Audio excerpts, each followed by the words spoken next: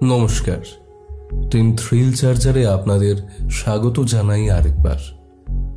আমরা team thrill charger আজ আপনার জন্য নিয়ে এসেছি লেখিকা সুমেলি কাঞ্জিলাল মুখার্জির কলমে ডিটেকটিভ মাহি সিরিজের প্রথম কাহিনী বধূ অন্তর্ধান রহস্য।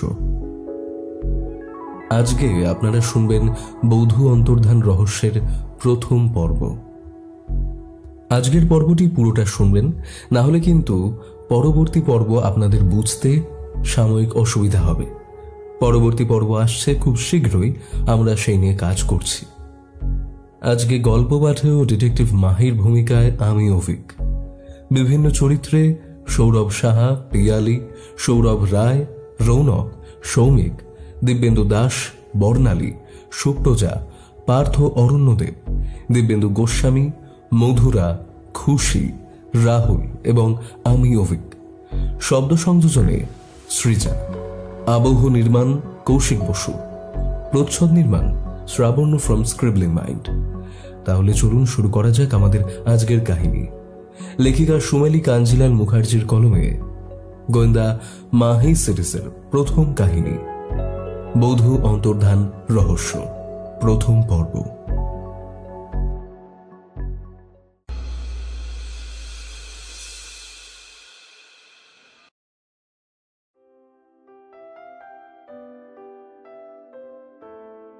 বিয়ের 4 বছর পূর্ণ হল তিলক আর অহনার।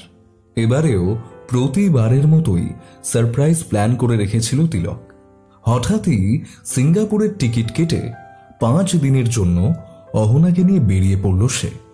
অহনাও এমন সারপ্রাইজে বেশ খুশি। রোজকার একঘেয়ে জীবনে এই ট্রিপগুলোই তো তাদের তৃপ্তি দেয়।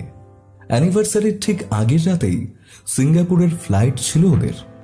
পরের দিন ভোরবেলায় সিঙ্গাপুরে পৌঁছে প্রথমেই একটু ফ্রেশ হয়ে নিয়ে চারপাশটা ঘুরতে বেরিয়ে গেল দুজনে। তারপর হোটেলে ফিরে আগে সুইমিং পুলে স্নান সেরে নিয়ে রুমে বসে লাঞ্চ অর্ডার করছিল তিলক। কি গো, লাঞ্চে কি নেবে? রুমে বলে দাও তো, আর নিচে নামতে ইচ্ছে করছে না। হ্যাঁ, সে ঠিক আছে, বলে দিচ্ছি। তা চাইনিজ না ইন্ডিয়ান, কি নেবে? ইন্ডিয়ানই ঠিক আছে, কিন্তু যেন বেশি স্পাইসি না হয়, সেটা বলে দিও। জো হুকুম বিবি। অহনা মাথার চুলটা ভালো করে মুছছিল। তিলক অহনার দিকে এক দৃষ্টে তাকিয়েছিল।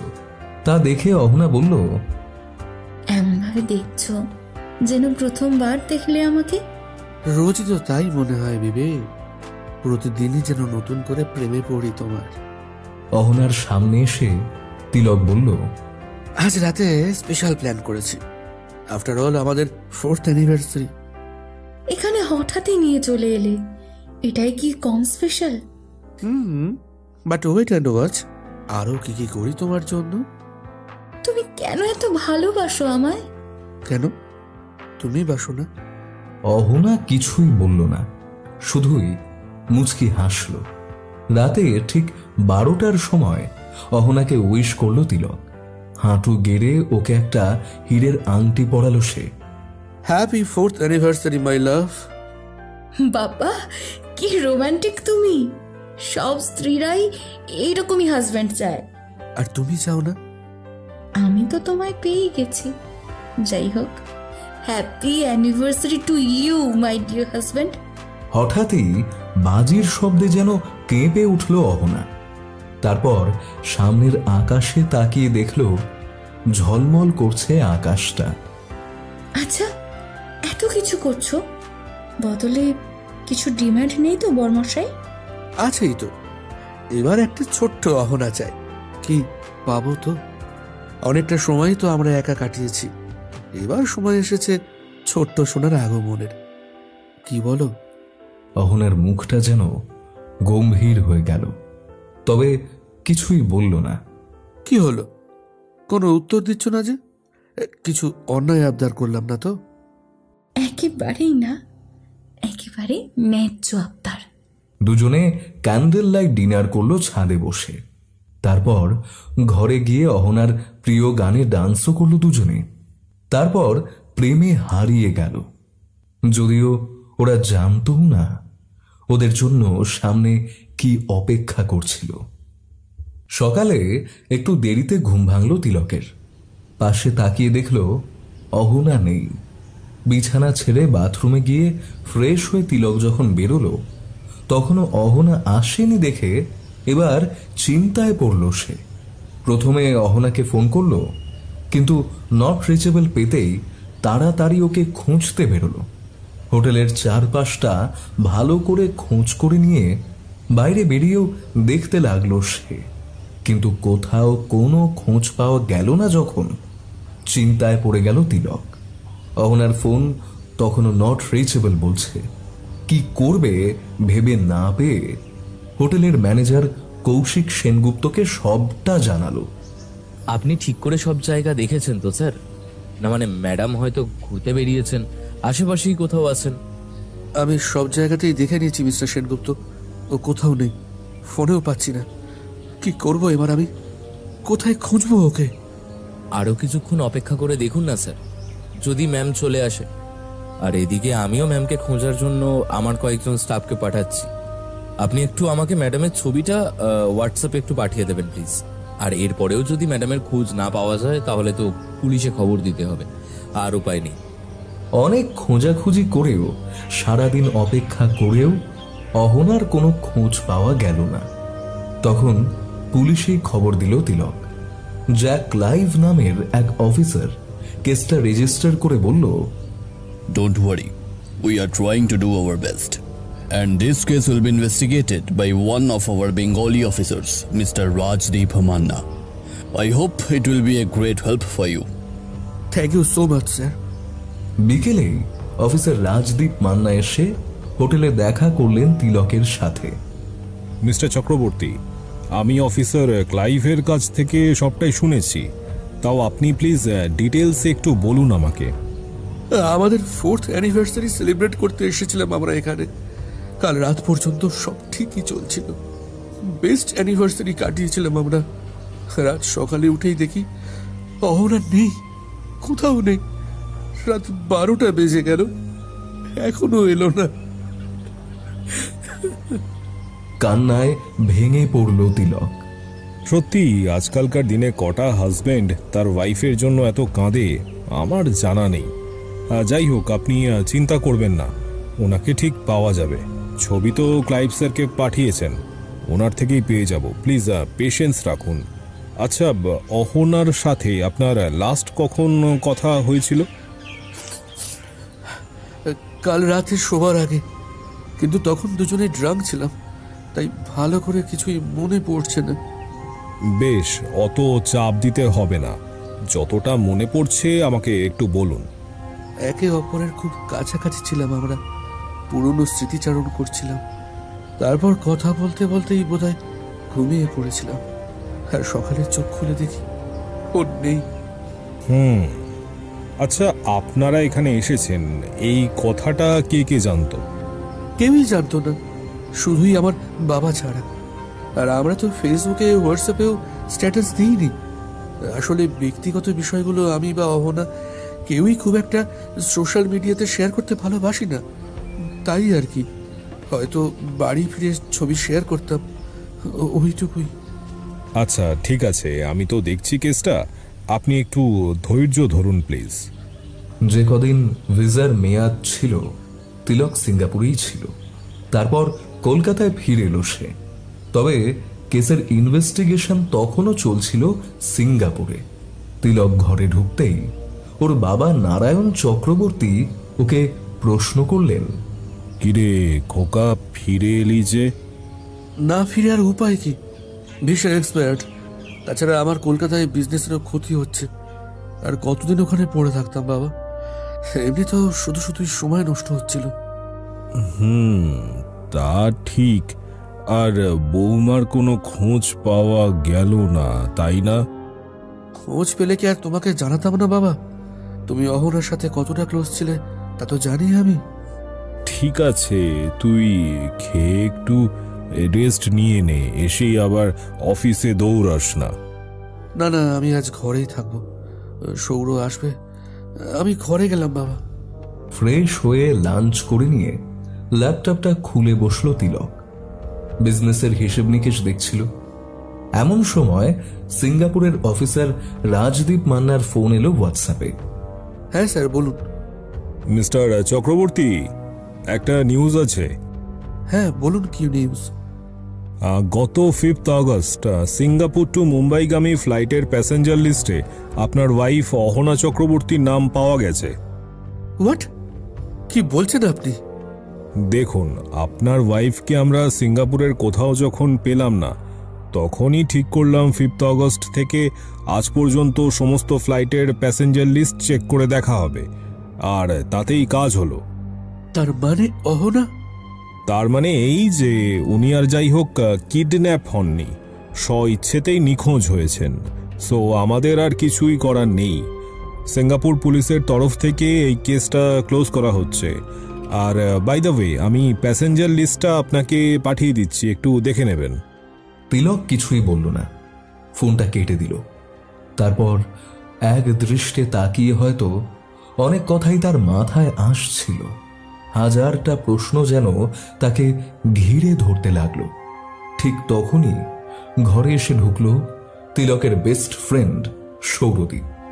তিলক ভাই, তুই এইভাবে অন্ধকার ঘরে বসে আছিস কেন? এতে কিন্তু আরো অমঙ্গল হয়। তিলক কিছুই বলল না। সৌরদীপ আবারও বলল, তিলক, আমি কিছু বলছি তোকে। দেখ, আমি জানি তুই আপসেট, কিন্তু এইভাবে তো আর অহনাকে খুঁজে পাওয়া যাবে না, বল। তো কিভাবে পাওয়া যাবে বল? যে হারিয়ে যায় তাকে পাওয়া যায়, কিন্তু যে নিজেই নিখোঁজ হয়ে যায়, নিজের ইচ্ছেতেই সব ছেড়ে চলে যায়, তাকে কিভাবে পাবো বলতো? হ্যাঁ, কি বলছিস তুই? না না, মানে আমি তো কিছুই বুঝতে পারছি না। নিজের ইচ্ছেতে চলে গেছে মানে? আচ্ছা, সিঙ্গাপুর পুলিশ কি বলছে? Case closed. What? Case closed মানেটা কি? যখন নিজের ইচ্ছেতেই ভিকটিম নিখোঁজ হয়, তখন আর এটা পুলিশ কেস থাকে না রে। তিলক, তুই পরিষ্কার করে বলবি কেসটা কি? সিঙ্গাপুর পুলিশ এইমাত্র ফোন করে জানালো 5 আগস্টে সিঙ্গাপুর টু মুম্বাই ফ্লাইটের প্যাসেঞ্জার লিস্টে অহনার নাম আছে। তার মানে ও মুম্বাইয়ে গেছে, একদম সজ্ঞানে, স্বইচ্ছায়। আমি এই কথাটা জাস্ট বিশ্বাস করতে পারছি না তিলক। এটা সত্যি না? মানে কেন কেন চলে গেছে ও? তোকে তো খুব ভালোবাসতো অহনা, তাহলে তাহলে এভাবে না বলে চলে যাবার কারণটা কি? জানি না সৌর, আমার না মাথা কাজ করছে না। কি সত্যি কি মিথ্যে সব কেমন যেন গুলিয়ে যাচ্ছে। আমি পাগল হয়ে যাব, বিশ্বাস কর, আমি পাগল হয়ে যাব। ঘরের জিনিসপত্র ভাঙতে লাগলো তিলক। সৌরদীপ অনেক কষ্টে ওকে সামলালো। প্লিজ মাথা ঠান্ডা কর তিলক, প্লিজ। দেখ, মাথা গরম করলে এমনিতেও কোনো কাজ হবে না, বরং ঠান্ডা মাথায় একটা সমাধান বের করতে হবে। সমাধান? কি সমাধান আছে এর? হ্যাঁ, মুম্বাই গিয়ে ওকে খুঁজবো? ঘর বিজনেস সব ছেড়ে তাকে খুঁজবো যে আমার ভালোবাসাকে জাস্ট লাথি মেরে চলে গেছে সৌর, তাও আমাদের 4th অ্যানিভার্সারির দিন। ভাবতে পারিস তুই? আচ্ছা, এতটা নিষ্ঠুর কেউ হয় বলতো? আমি কিছু একটা ভাবছি। দেখ, ওকে খুঁজতে তো হবেই, নয় তুই শান্তি পাবি না। কারণ তোকে তো জানতে হবে ও কেন করলো এটা। আমি জানতে চাই না, কিচ্ছু জানতে চাই না, কিচ্ছু জানতে চাই না আমি। যাক যাক, ও যেখানে ইচ্ছে যাক, নিজের মতো করেই ভালো থাকুক। আমি চাই না ওকে, আমি ওকে ছাড়াই ভালো থাকবো। এইসব তো রাগের কথা তিলক, একটু ভেবে দেখ আমি ঠিক বলছি কিনা। আমার মনে হয় তোর এই বিষয়ে তদন্ত করা উচিত। কি লাভ হবে? সত্যিটা জেনে কি হবে বল? ও তো আর আমার কাছে ফিরে আসবে না নিশ্চয়ই, কারণ আমাকে তো চাই না, তাই না? তাই তো এইভাবে চলে গেল। তাহলেও তোর সবটা জানা উচিত তিলক। আচ্ছা বেশ, মেনে নিলাম, কিন্তু সবটা জানতে আমাকে কে সাহায্য করবে? ওখানকার পুলিশ তো হাত তুলে নিল, আর আমি শিওর এখানকার পুলিশও মাথা ঘামাবে না। তাহলে? সৌরদীপ আর কিছুই বলল না, কিন্তু কথাটা ওর মনে গভীরভাবে যেন গেঁথে গেল। এদিকে সৌরদীপ চলে যাবার পর থেকে প্রায় সারাটা দিন নিজের কাজ নিয়েই বসে থাকলেও অহনার কথাই ফিরে ফিরে আসতে লাগলো তিলকের মনে, এমনকি রাতেও। তারপর ভোরে একটু ঘুমিয়েই আবার উঠে পড়ল সে। সকালে অনেক কষ্টে সব ভুলে মন দিয়ে বিজনেসের একটা হিসেব চেক করছিল তিলক। তখনই সৌরদীপের ফোন এলো। হ্যাঁ বল, তো এই সময় ফোন করলি যে? কেন, অন্যায় করলাম? আচ্ছা, কি করছিস? একটা হিসেব চেক করছি। কেন? একটা কথা আছে, ভেরি ইম্পর্টেন্ট। হ্যাঁ বল না, কি কথা? তোর প্রবলেমের সলিউশন পেয়ে গেছি বন্ধু। কি সলিউশন? একজন আছে যে তোর কাজটা করে দিতে পারে। তোর অহনাকে তোর কাছে সে ফিরিয়ে আনতে পারে। কে সে? একটা ডাকাবুকো ছেলে, অসীম সাহস তার, কোনো কিছুকেই ভয় পায় না। আমার বিশ্বাস ওই পারবে। আচ্ছা, তার নাম কি আর পেশায় কি করে? এখনো পর্যন্ত কিছুই সেভাবে করে না, বেকার। তোর কেসটা দিয়েই ভাবছি ওর কাজের শুভ সূচনা করাবো। কোন কাজের?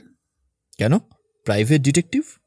আচ্ছা, তার মানে সে না পুলিশ না ডিটেকটিভ, অথচ তুই বলছিস তাকে দিয়ে তদন্ত করাবি। বাহ।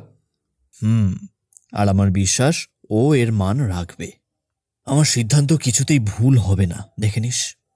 ঠিক আছে, তুই যখন এত কনফিডেন্ট তখন ভরসা করলাম তোর কথার ওপর।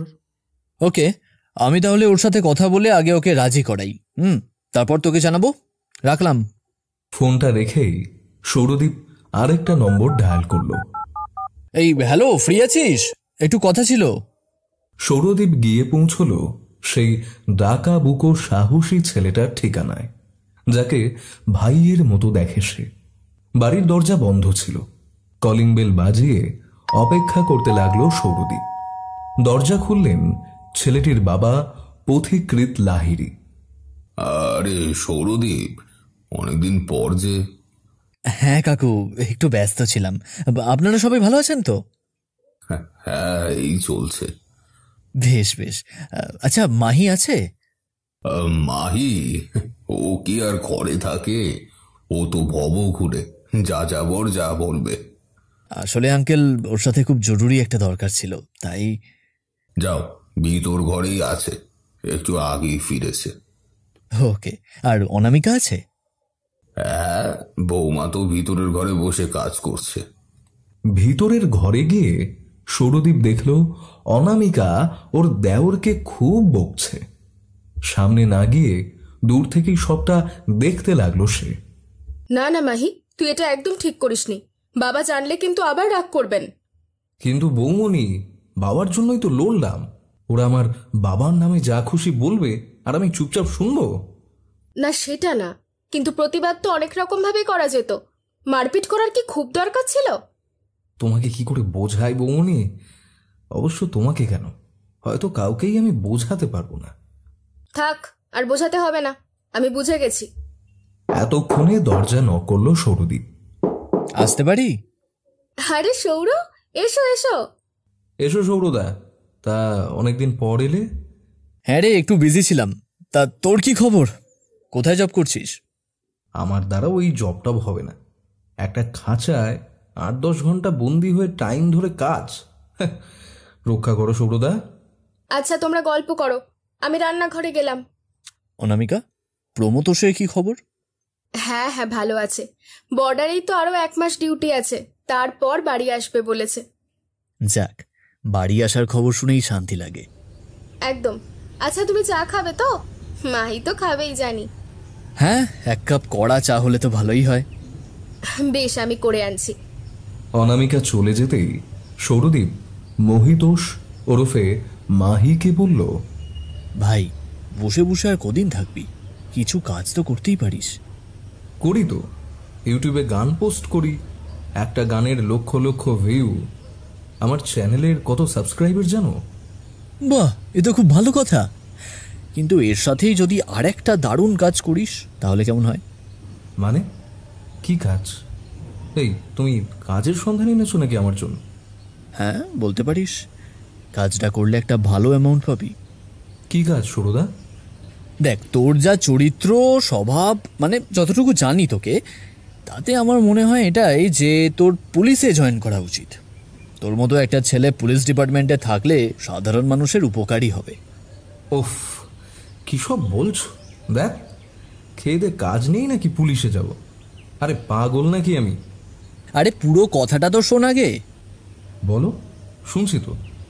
দেখ, পুলিশে যেতে বলছি না, কিন্তু প্রাইভেট ডিটেকটিভ তো হতেই পারিস।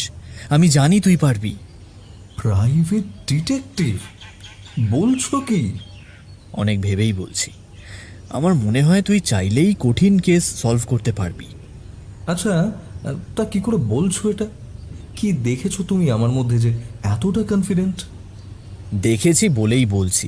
একবার সেই পার্টিতে আমার মোবাইলটা হারিয়ে গিয়েছিল, মনে আছে? কি দারুণভাবে তুই চোরকে ধরেছিলি।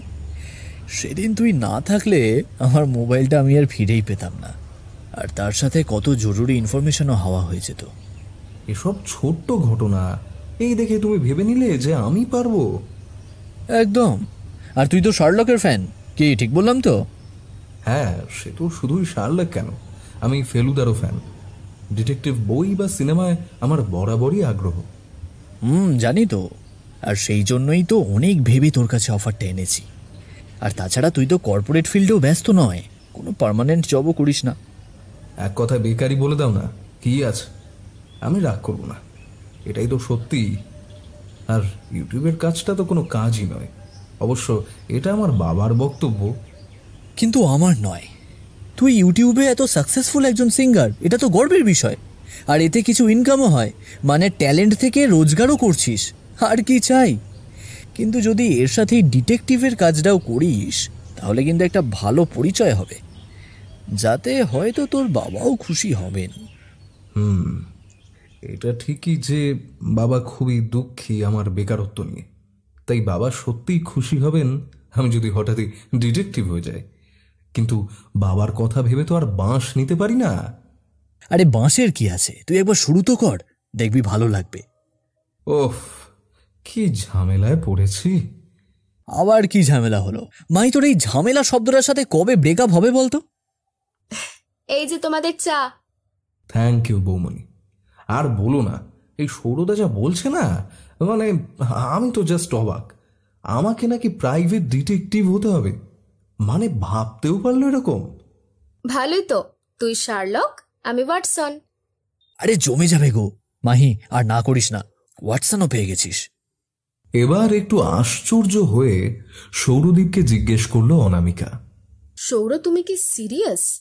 মাহি ডিটেকটিভ মানে হঠাৎই কি করে? কারণ হঠাৎই একটা কেস এসেছে যেটায় পুলিশ মাথা ঘামাচ্ছে না। কি কেস সৌরদা? তুই যদি রাজি থাকিস আমি সবটা বলছি। রাজি কিনা সে তো পরে বলবো, আগে তো জানি কি করতে হবে আমাকে। শোন তাহলে।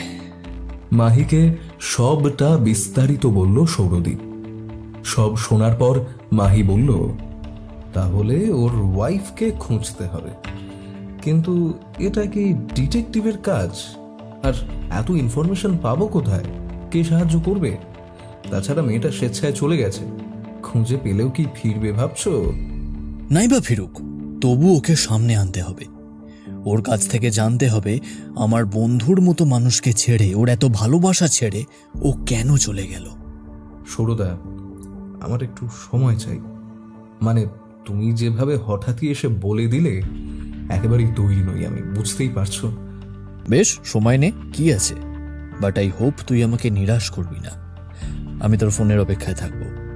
আমারও বিশ্বাস মাহি তোমাকে না বলবে না। বৌমনি, কনফিডেন্স ভালো, কিন্তু ওভার কনফিডেন্স। আচ্ছা, আমি এবার আসি। চাটা কিন্তু দারুণ ছিল অনামিকা। সৌরদীপ চলে গেল। অনামিকা মাহিকে বোঝানোর চেষ্টা করলো, আমার মনে হয় তুই কাজটা করেই দেখতে পারিস। হতেই তো পারে তোর মনের মতোই কাজ এটা। কি জানি বৌমনি, আমি তো কনফিউজড, কি করব বুঝতে পারছি না। সৌরদা এমন ভাবে হঠাৎ করে এসব। ঠিক আছে, চাপ নিস না, ঠান্ডা মাথায় ভাব। আমি জানি যেটা ঠিক মনে হবে তুই সেটাই করবি। গভীর চিন্তায় পড়ে গেল মাহি। বিভিন্ন কাজকর্মের মধ্যেও বিষয়টা নিয়েই ভাবতে লাগলো। তারপর প্রতিদিনের মতোই দুপুরে লাঞ্চ করে ইউটিউব খুলে বসলো। তখনই নিজের গানের একটা ভিডিওতে একটা কমেন্ট দেখে মুডটা অফ হয়ে গেল তার। এভাবে গান গেয়ে আর কতদিন দাদা? যতদিন ভিউ উঠবে আপনি আছেন। তারপর কি হবে? একটু কাজকর্ম করুন। রাগে ল্যাপটপটা অফ করে দিল মাহি। তখনই ইশিকার ফোন এলো।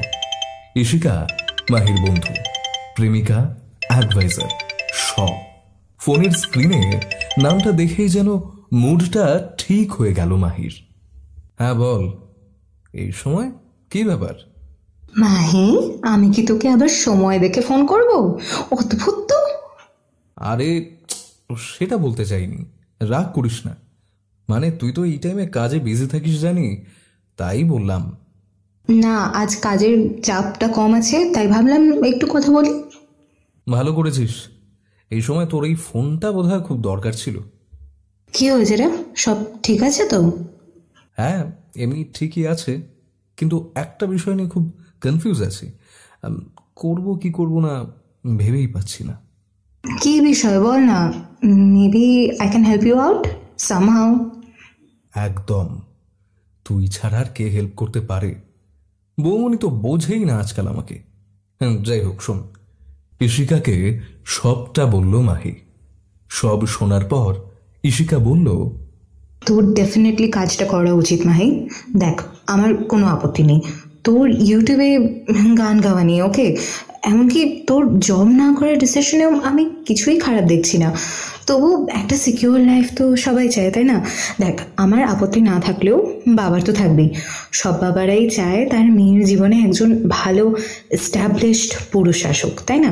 এবার তুই যদি ইউটিউবের সাথে একটা ভালো জবও করিস, তবে আমাদের বিয়েটাও নিশ্চিত, তাই না? প্রাইভেট ডিটেকটিভের জব আবার সিকিউর কবে হলো? অদ্ভুত। আরে তবু তো ইউটিউবের থেকে ভালো না, মানে আমি ইউটিউবের কাজকে খারাপ বলছি না, ওটা তো তোর ট্যালেন্ট, কিন্তু ওটা একেবারেই অনিশ্চিত মাহি। আজ চলছে, কাল নাও চলতে পারে।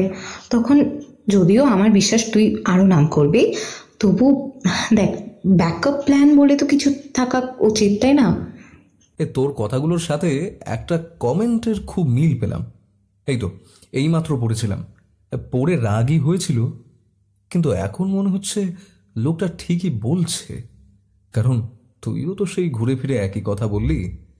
যাই হোক, আমি আরেকটু ভেবে দেখি, কাল ফাইনাল ডিসিশন নেবই। রাখছি রে। ফোনটা রেখে আবার ল্যাপটপটা খুলে ইউটিউবে নিজের গানের পোস্টের নিচে কমেন্ট চেক করতে লাগলো মাহি। আরো কিছু নেগেটিভ কমেন্ট চোখে পড়ল, যারা তার বেকারত্বকেই যেন আঙুল দিয়ে দেখাচ্ছে বলে মনে হলো। তার গানের প্রশংসা করলেও তাদের একই কথা, শুধুই ইউটিউবে গান গেয়ে পেট চলে না। কথাটা মনে গেঁথে গেল মাহির। আর একটা দিনও ভেবে সময় নষ্ট না করে সৌরদীপকে ফোন করে বলল, সৌরদা, আমি রাজি, কেসটা গুছিয়ে বলে দিও, কাজ স্টার্ট করে দেব। আরে কি বলছিস রে ভাই, আর কি চাই, খুব ভালো ডিসিশন। ভালো না খারাপ জানি না, তবে আমি কেসটা নিলাম।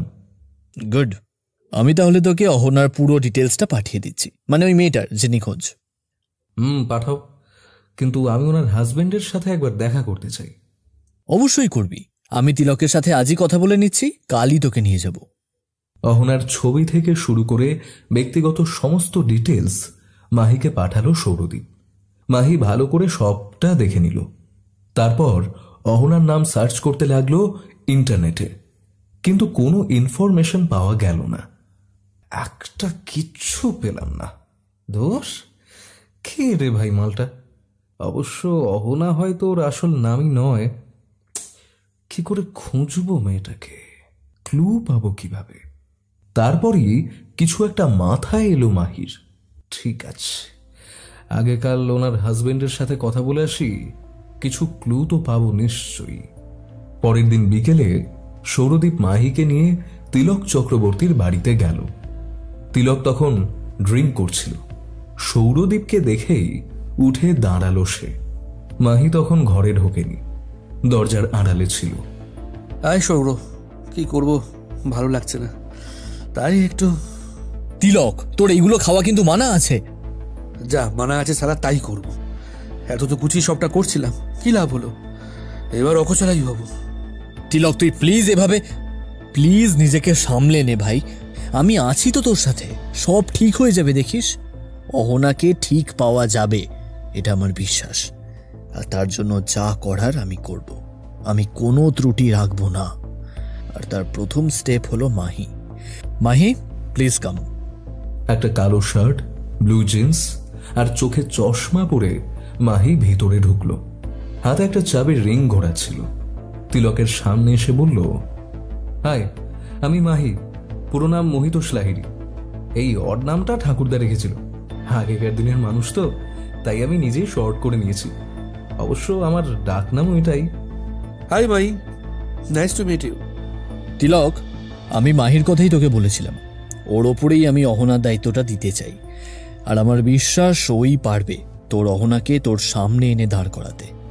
আমি চেষ্টা করব স্যার, কিন্তু সবার প্রথমে আমাকে ওনার সমস্ত ডিটেলস দিতে হবে।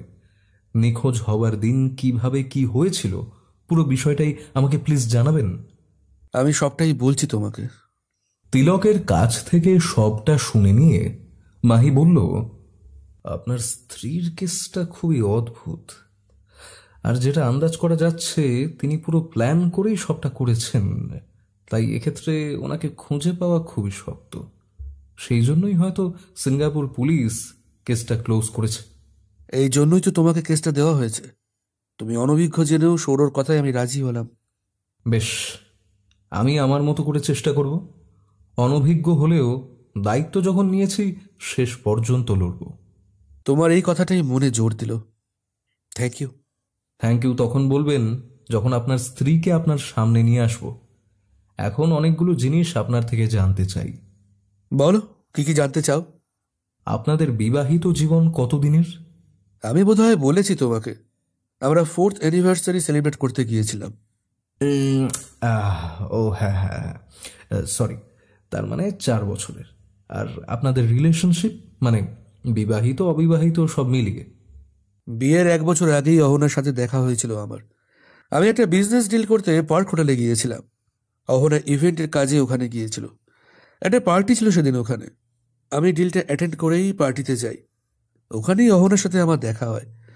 আর সত্যি বলতে আমার অহনাকে এক দেখাতেই খুব ভালো লেগে যায়। আমি ওর প্রেমে পড়ে যাই। লাভ অ্যাট ফার্স্ট সাইট বলতে পারেন। ওকে বলেও দিই মনের কথা। অহনা একটু সময় চেয়েছিল, তারপর ও হ্যাঁ বলে দেয়। যাই হোক, সেই থেকেই শুরু। আর এভাবেই 1 বছর কেটে যায়। আর তারপরই বিয়ের জন্য তাড়া দেয় অহনা। আসলে ওর বাবা নাকি ওর অন্য ছেলের সাথে বিয়ে দিচ্ছিল, তাই আর কি। শেষ পর্যন্ত পালিয়ে এসেছিল আমার কাছে। তারপরই আমরা বিয়ে করি। ওর সাথে 5টা বছর যে কি সুন্দর কাটিয়েছি, তোমাকে বলে বোঝাতে পারবো না মাহি। হ্যাঁ স্যার, বুঝতে পেরেছি। মানে আপনাদের মধ্যে যে তুমুল প্রেম ছিল, সেটা শুনেই বোঝা যাচ্ছে। তাহলে ভাবো আজ আমার মনের কি অবস্থা। যেই মানুষটা আমাকে চোখে হারাতো, সে হঠাৎই এভাবে ফাঁকি দিয়ে চলে গেল। একেবারে জাস্ট ছুড়ে দিল আমাকে। যদি কোথাও কোনো প্রবলেম থাকতো আমাকে বলতে পারতো। এমনকি ডিভোর্স চাইলেও আমি দিয়ে দিতাম ওকে। তবু জানতাম ও যা করেছে আমার সামনে করেছে। এভাবে পিছন থেকে ছুরি মারলো কেন? আপনার মনের অবস্থা বুঝতে পারছি আমি। আপনার মনে অশান্তির পাহাড় জমেছে, প্রশ্নের ঝুড়ি জমে আছে। আর হয়তো এই প্রশ্নের উত্তরগুলো পেলেই আপনার মন শান্ত হবে। আর তার জন্য আপনাকে ধৈর্য ধরতে হবে মিস্টার চক্রবর্তী। আমি চেষ্টায় কোনো ত্রুটি রাখবো না, কিন্তু আমাকে সময় দিতে হবে। দিলাম তোমাকে সময়, যত সময় লাগে লাগুক।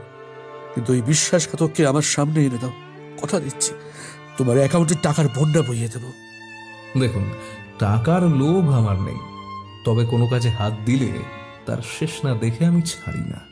সফল বা অসফল যাই হই না কেন, লড়াই শেষ পর্যন্ত চলবে। এটাই তো চাই। তোমার কথা শুনেই তোমাকে বিশ্বাস করা যায় মাহি। কথায় বিশ্বাস করবেন না, কাজই আসল কথা। যাই হোক, আরো কিছু প্রশ্ন আছে। আচ্ছা, অহনা ম্যাডামের কথাবার্তায় কখনো কোনো রহস্যের গন্ধ পেয়েছিলেন? মানে অস্বাভাবিক বা অপ্রীতিকর কোনো কথা? না, কখনোই না। ও এত মিষ্টি কথা বলতো, হয়তো বলে থাকলেও আমি বুঝিনি। বুঝতে পারছি আপনার ভালোবাসা অন্ধ ছিল। ডোন্ট মাইন্ড এভাবে বললাম, কিন্তু it's okay Mahi, I don't mind.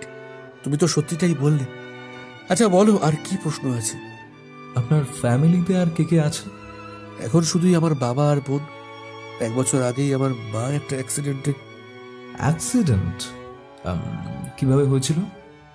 বাড়িতে মা ছাদ থেকে পড়ে গিয়েছিলেন। সে কি, হঠাৎ পড়ে গেলেন কি করে? মা ছাদে জামা কাপড় মেলতে গিয়েছিল, অসাবধানতা বশত খেয়াল করেনি, কখন একদম পাঁচিলের সামনে চলে এসেছিল। বোনও ছিল ওখানে। বোনের চোখের সামনেই মা পড়ে যায় আর স্পটেড। মাথায় প্রচন্ড আঘাত লেগেছিল, প্রচুর ব্লিডিং হয়েছিল, তাই একেবারেই সময় নেয়নি। আর ওই ঘটনায় মায়ের সাথে সাথে আমরা বোনকেও হারাই। চোখের সামনে ওইভাবে মাকে পড়ে যেতে দেখে বোন একেবারেই শকে চলে যায়। তারপর থেকে আর কারোর সাথেই কোনো কথা বলে না, চলাফেরাও বন্ধ হয়ে যায়। একেবারে জীবন্ত লাশ হয়ে পড়ে আছে আমার বোন। অহনা ওর খুব খেয়াল রাখতো। মায়ের মৃত্যুর পর থেকে খুব সুন্দর করে সংসারটা ধরে রেখেছিল। এখন ভাবছি সবটাই কি তাহলে নাটক ছিল, নাকি হঠাৎই কোনো ঘটনা ওকে আমার থেকে ছিনিয়ে নিল? আমার তো এখানেও বেশ রহস্য লাগলো। যেহেতু আপনার বোনের এই অবস্থা, তাই সত্যিটা জানার কোনো উপায়ও নেই। একমাত্র উনি সাক্ষী ছিলেন। ওনার চোখের সামনে কি হয়েছে সেটা তো উনি বলতে পারবেন, অথচ উনি... তুমি কি বলতে চাইছো মাহি? এটাই যে হয়তো আপনার মা পড়ে যাননি, হয়তো ওনাকে ঠেলে ফেলে দেওয়া হয়েছিল। আমি বলতে চাইছি হয়তো এটা অ্যাক্সিডেন্টই নয়, মেবি ওনাকে মার্ডার করা হয়েছে। হোয়াট? কি বলছো তুমি?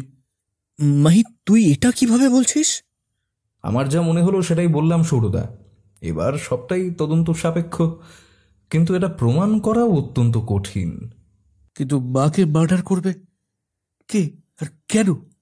সবটাই সময়ের উপর ছেড়ে দিন, দেখা যাক কোনো রকম সূত্র পাওয়া যায় কিনা।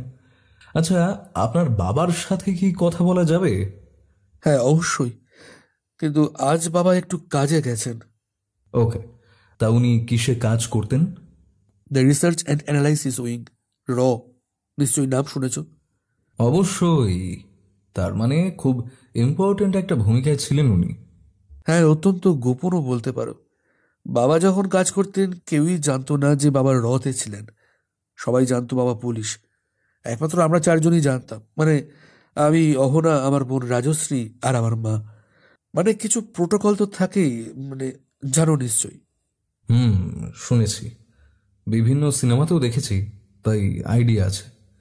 আচ্ছা, অহনার সাথে আপনার বাবার সম্পর্ক কেমন ছিল?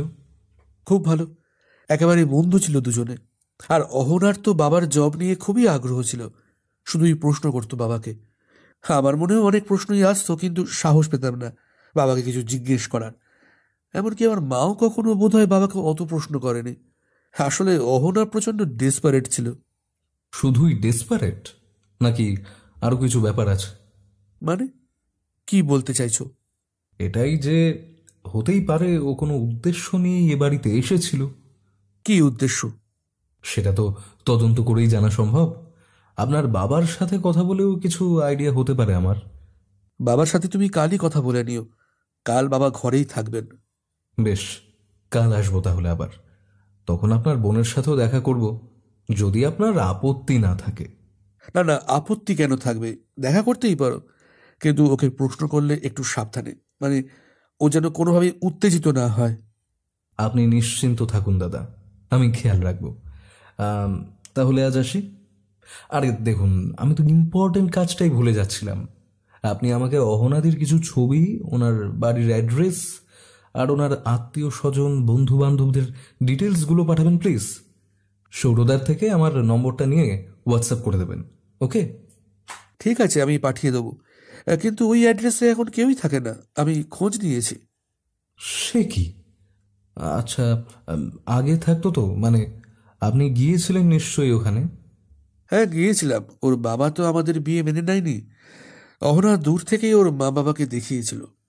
দূর থেকে? তার মানে কাছে গিয়ে দেখা করেননি? না, অহনার বারণ ছিল। আসলে ওর মনে প্রচন্ড অভিমান ছিল, একমাত্র মেয়ে তো। তাও বাবা বিয়েটা মেনে নিলেন না, তাই নিজেও সম্পর্ক রাখতে চাইনি আর। তাই আমিও আর এই নিয়ে ওকে জোর করিনি। গন্ডগোলটা বুঝতে পারছেন? না, কি কি গন্ডগোল? আমি একটু দেখে নিয়ে আপনাকে বলি বরং। আপনি ডিটেলসগুলো পাঠান, তদন্ত শুরু করি, তারপর ঠিক সময় সবটা বলবো আপনাকে। সবটা খতিয়ে না দেখে বোধহয় আমার কিছুই বলা উচিত না। ওকে, আমি আজই সব পাঠিয়ে দিচ্ছি। মাহি চলে যাবার পর সৌরদীপ আশ্চর্য হয়ে তিলককে বলল, তুই অহনার বাড়িতে কখনো যাসনি? ওর মা বাবার সাথেও কথা বলিসনি? আরে ওনাদের চক্ষুশুল আমি, মেয়ের উপরেই রেগেছিলেন, এমন অবস্থায় আমি কি করে যেতাম? তাছাড়া অহনাও তো চাইতো না। আর অহনা যা বলতো তুই অন্ধ হয়ে শুনতিস? তো কি করতাম বলো? ওর ইচ্ছের বিরুদ্ধে গিয়ে ওর বাড়ি চলে যেতাম? দরকার হলে যেতিস। অহনাকে অন্ধ বিশ্বাস করা বোধহয় তোর উচিত হয়নি। যাই হোক, আমি মাহির নম্বরটা বলছি, তুই নোট করে নে, আর ওকে তাড়াতাড়ি সব ডিটেলস পাঠিয়ে দে। কি পাঠাবো তাই ভাবছি। অ্যাড্রেস যখন থাকেই না, তখন ওখানে গিয়ে মাহি কি করবে? আর আত্মীয় স্বজন বা বন্ধু তো কি? কিছু না, আমি সবটা পাঠিয়ে দিচ্ছি, তুই ওর নম্বরটা দে। মাহির নাম্বার নিয়ে ওকে সমস্ত ডিটেলস সেন্ড করলো তিলক। আর মাহি ডিটেলস পেয়েই কাজে নেমে পড়ল। প্রথমেই অহনার অ্যাড্রেস অনুযায়ী ওর বাড়িতে পৌঁছালো সে। সাথে ছিল ওর বান্ধবী ঈশিকা। আচ্ছা, এখানে কেন আসলি তাই তো এখনো বুঝলাম না, যেখানে তিলক নিজেই বলে দিয়েছে যে এখানে এখন কেউই থাকে না। তারপরেও দেখ তালা বন্ধ। এবার বল কি করবি এখানে? করার তো অনেক কিছুই আছে ইশক। বাবা, কি শর্ট ফর্ম ধরলি রে!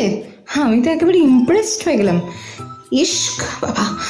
মাহি, এবার থেকে না আমাকে এই নামেই ডাকবি, কেমন? সে দেখা যাবে। ওদিকটা চল তো। ওদিকে কি আছে? আয় আয়, ফলো মি। পাশের বাড়িতে গিয়ে কলিং বেল বাজালো মাহি। দরজা খুলে দিল এক মাঝবয়সী ভদ্রলোক। হ্যাঁ বলুন, কাকে চাই?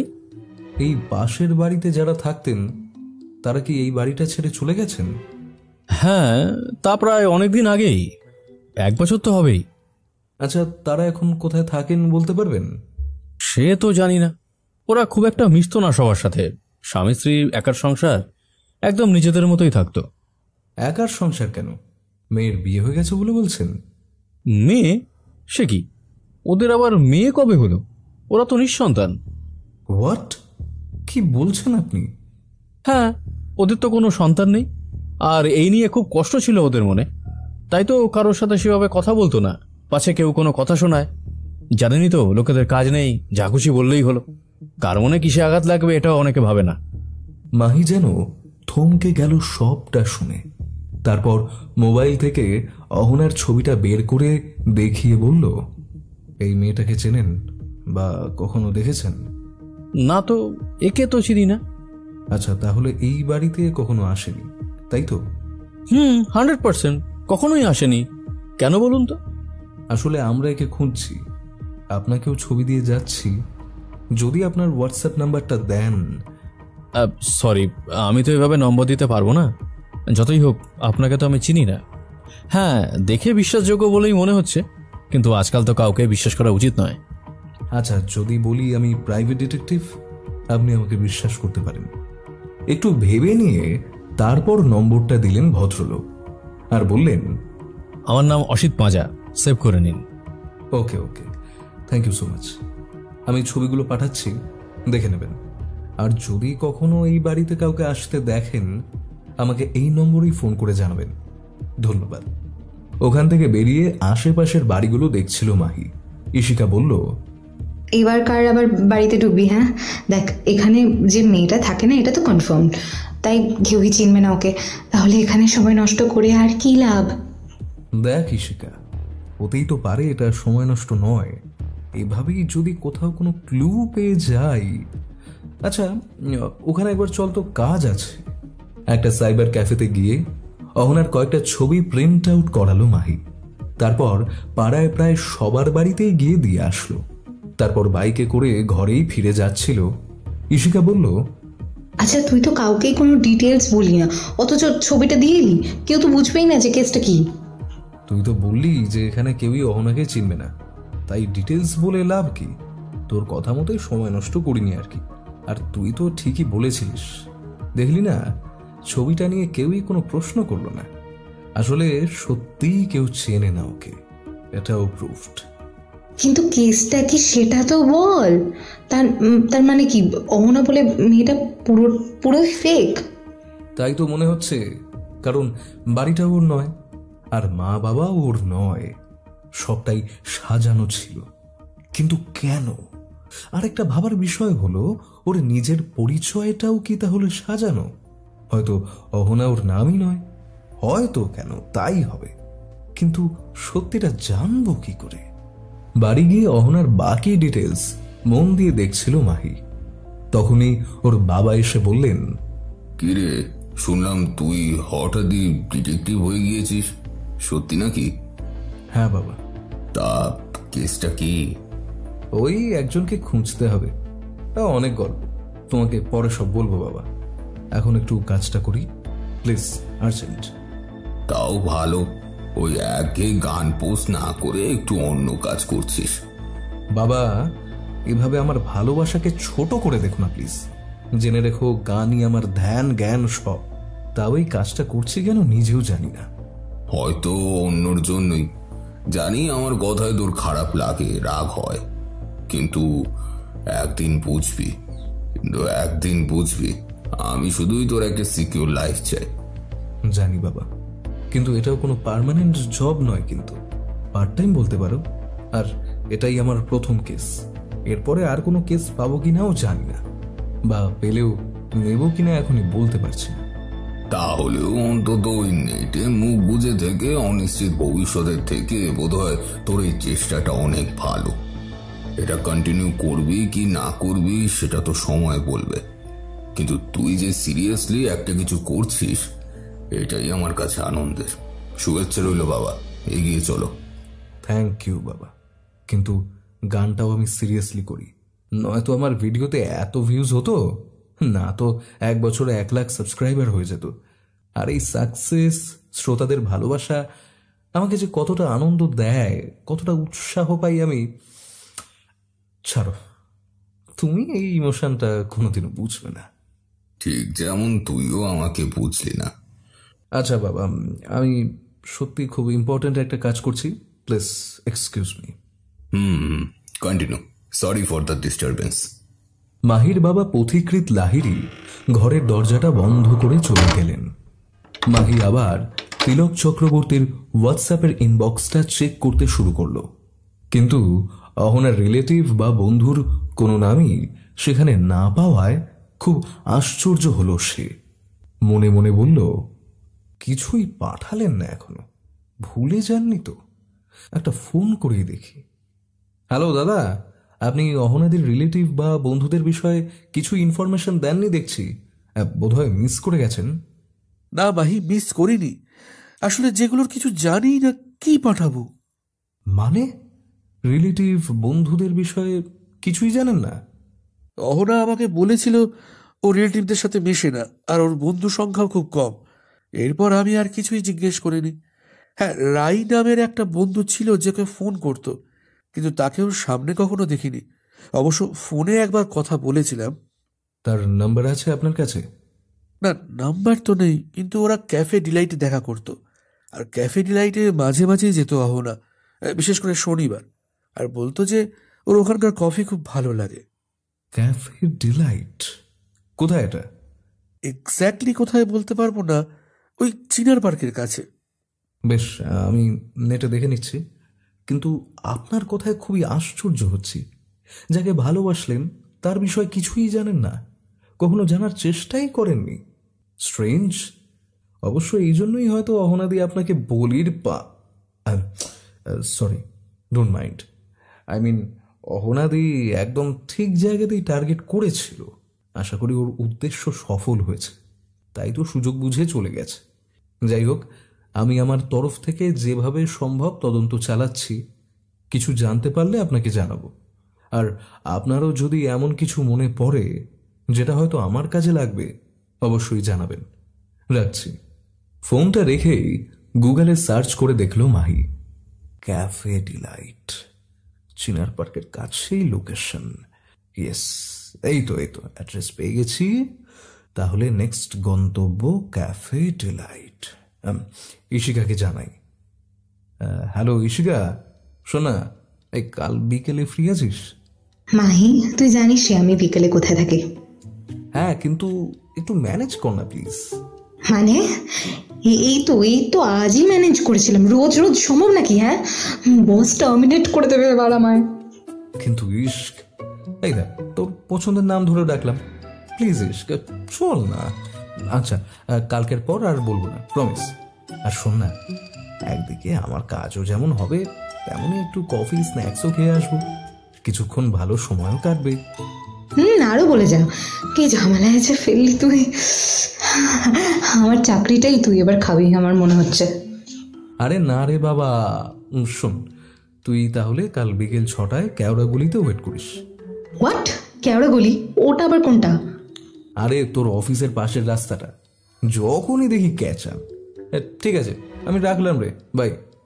মাই মাই শোন শোন শোন শোন, দূর বাবা, পাগল একটা।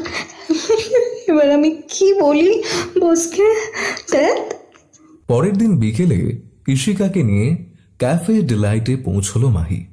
ক্যাফের ম্যানেজারকে অহনের ছবি দেখিয়ে মাহি জিজ্ঞেস করলো, এনাকে চেনেন? না তো, কে নি? ভালো করে ভেবে বলুন তো, এই ক্যাফেতে কখনো দেখেছেন কিনা? না না, দেখিনি, কখনোই দেখিনি। দেখুন, আমার কাছে কিন্তু খবর আছে ইনি রেগুলার এখানে আসতেন। ঢোক গিলতে লাগলো ম্যানেজার, তারপর বলল, আপনারা কি নেবেন বলুন তো? কফি না জুস?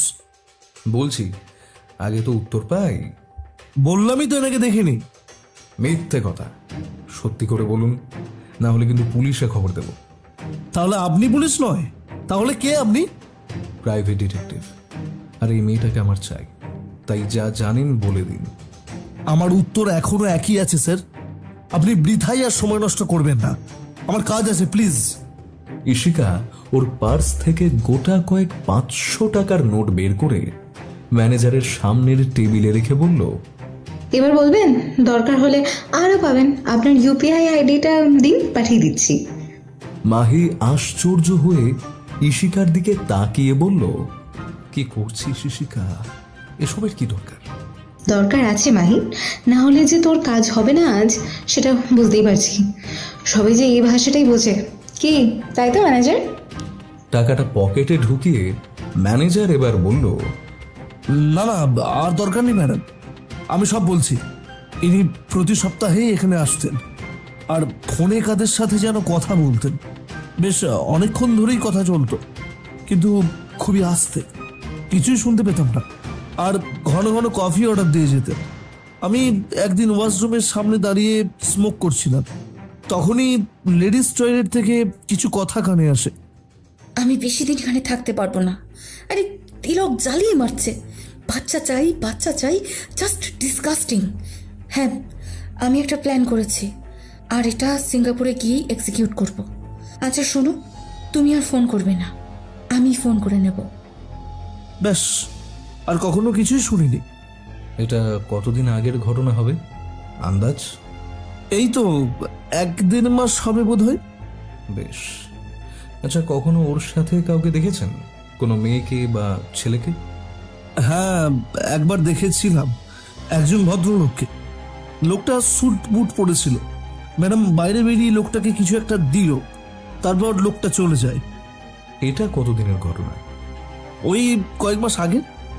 আর কিছু মনে পড়ছে আপনার? না, আর কিছুই তো সেরকম। ঠিক আছে, পরে মনে পড়লে বলবেন। এই কাগজে আমার নম্বর লেখা আছে, মোহিতোষ লাহিড়ী, শর্টে মাহি। আর আমরা ওই টেবিলটায় বসছি, 2 কোল্ড কফি আর চিকেন স্যান্ডউইচ দিয়ে যাবেন। ওকে স্যার, একটু ওয়েট করুন, পাঠিয়ে দিচ্ছি। মাহিদের কথোপকথন পাশে দাঁড়ানো একজন কাস্টমার মন দিয়ে শুনছিল। ওরা চেয়ারে বসতেই সেই লোকটা ওদের সামনে এসে বলল, নমস্কার, আমি লালটু দত্ত। আপনাদের কথাগুলো শুনছিলাম, মানে আপনারা যেগুলো জিজ্ঞেস করছিলেন ম্যানেজারকে, তাই মনে হলো যেটা জানি বলা দরকার। কি জানেন? ওই ম্যাডামকে আমি অনেকবার দেখেছি।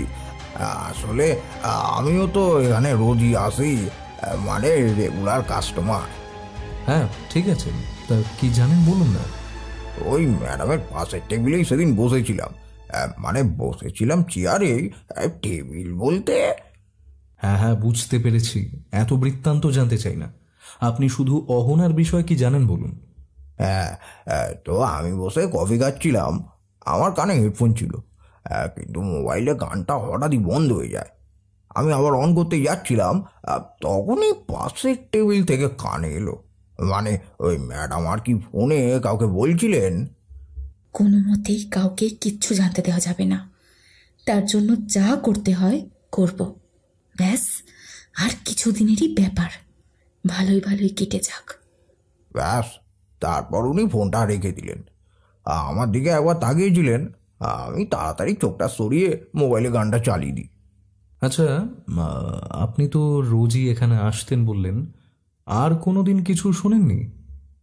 না স্যার, আর কখনোই কিছু শুনিনি। তবে একটা লোক আসতো মাঝে মাঝেই, কালো কোট পরা, তাকে কিছু কাগজপত্র দিতে দেখেছি। ম্যানেজারও তাই বলল। আচ্ছা, আর কিছু? না স্যার, এইটুকুই। মানে আমার মনে হলো আপনাদের বলা উচিত, তাই। আসলে ম্যাডামের ছবিটা দেখে চিনতে পেরেছি তো, তাই আর কি চুপ থাকতে পারলাম না। খুব ভালো করেছেন, অনেক ধন্যবাদ। আপনি আসতে পারেন। ক্যাফেতে কিছুক্ষণ বসলো মাহি আর ইশিকা, তারপর কফি আর স্যান্ডউইচ খেয়ে বেরিয়ে গেল।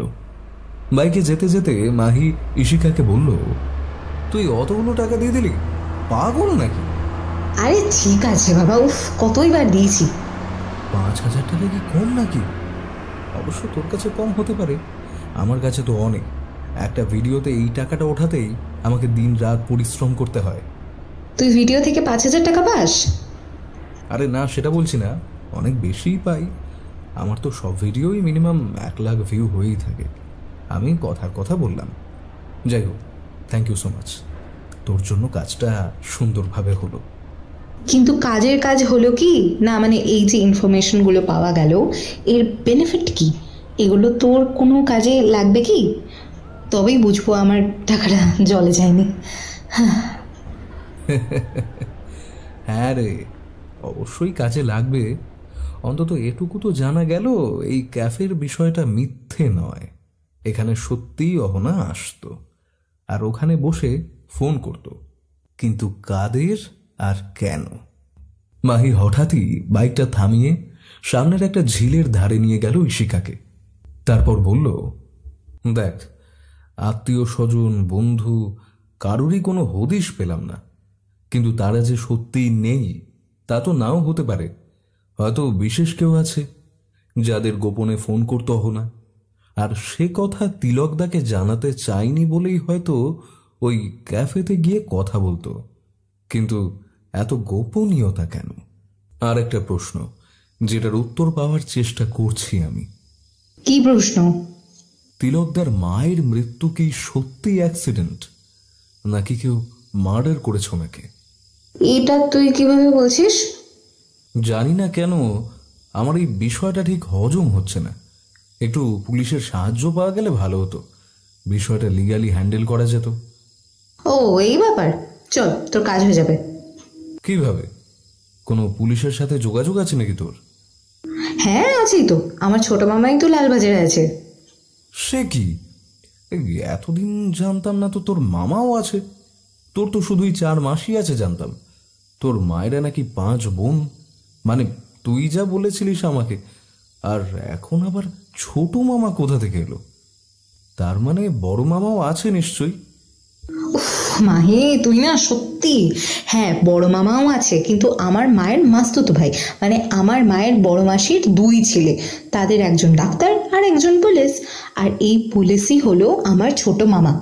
এবার বুঝছেন? হ্যাঁ হ্যাঁ, বুঝেছি। উফ, এত সম্পর্ক বললে ঘেটে ফেলি। মাথায় জট পাকায় আমার। ঠিক আছে, তুই ওনাকে সবটা জানা, তাহলে উনি সাহায্য করতে রাজি থাকলে কনফার্ম করিস। ঠিক আছে ঠিক আছে, তাই হবে। তাহলে এবার বাড়ি যাওয়া যাক, 9টা বেজে গেছে কিন্তু। হ্যাঁ চল চল, রাস্তাঘাটও ফাঁকা হয়ে গেছে। অবশ্য এদিকটা ফাঁকাই। যাই হোক, আমার হাতটা ধর, একা হাঁটিস না। রাতে বাড়ি ফিরেই ক্যাফে থেকে পাওয়া সমস্ত ডিটেলস তিলককে ফোন করে জানালো মাহি। থ্যাংক ইউ মাহি, সবটা জানানোর জন্য। চালিয়ে যাও, আর যেভাবে এগোচ্ছে কেসটা, আমার বিশ্বাস সফল তুমি হবেই। থ্যাংক ইউ দাদা, আমি আপনাকে এভাবেই আপডেট দিতে থাকবো। আপাতত নেক্সট কাজ হলো আপনার বাবার সাথে দেখা করা। কাল সকালেই যাচ্ছি, ওনাকে প্লিজ একটু বাড়িতে থাকতে বলবেন। হ্যাঁ, বাবা তো এমনিতে বাড়িতেই থাকেন, সেদিন কেন ছিলেন না সেটা তো বললামই তোমাকে। ঠিক আছে, তাহলে কাল দেখা হচ্ছে, রাখলাম।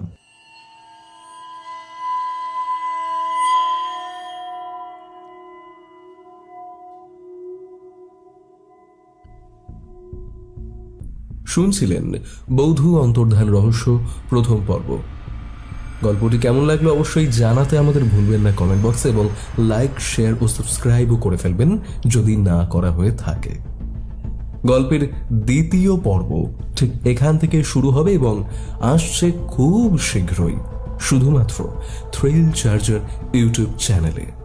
ধন্যবাদ, ভালো থাকবেন, সুস্থ থাকবেন এবং সাবধানে থাকবেন।